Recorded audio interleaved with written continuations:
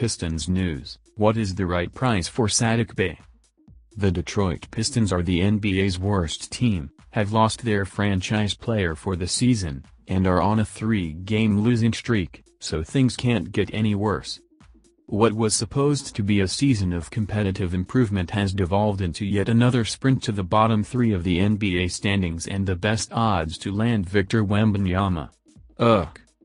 This has fueled trade rumors surrounding the Detroit Pistons, as they have multiple players who might aid other teams while allowing Detroit to gain some assets. The Lakers, among others, have apparently been after Bojan Bogdanovic, and there has even been some talk about third-year forward Saddiq Bey, which is fairly surprising.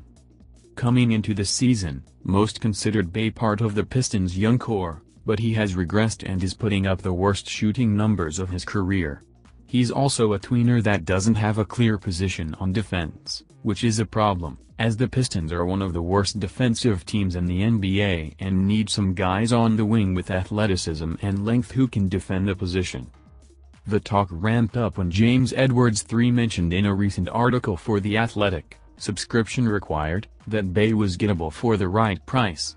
But the real question is what that price is and whether the Detroit Pistons would be selling low.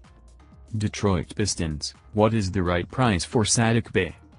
Bey has always been a streaky shooter and started last season poorly as well, so there is still time for him to turn it around and save his season. But right now he is not looking like a great fit, especially if the Pistons decide to keep Bogdanovic, who is another slow forward who can't really defend wings.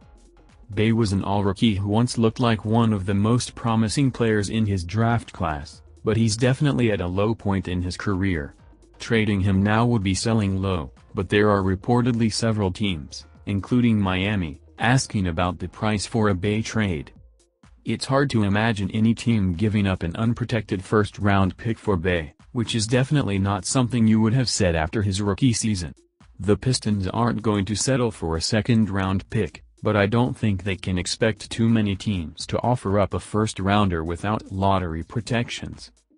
They may have to explore trades that bring back players who are in a similar situation as Bey, underperforming on a rookie deal and possibly needing a change of scenery to thrive. If Detroit could find a player who is a better fit, this might be their best route. A player who can shoot the three-ball consistently or defend on the wing would be ideal, but those kinds of guys are hard to come by and most teams aren't letting them go for a guy who can do neither. The Pistons are in a tough spot right now and may be best served by letting Bey play out this season to see if he improves and gets more efficient as a bench scorer. Trading him now isn't going to bring back much unless he is attached to a bigger deal. It's a classic sell-low situation that the Detroit Pistons probably want to avoid unless they can identify a player who is a better fit defensively and can be had for Saddiq Bey. Pistons want unprotected first-round pick for Saddiq Bey.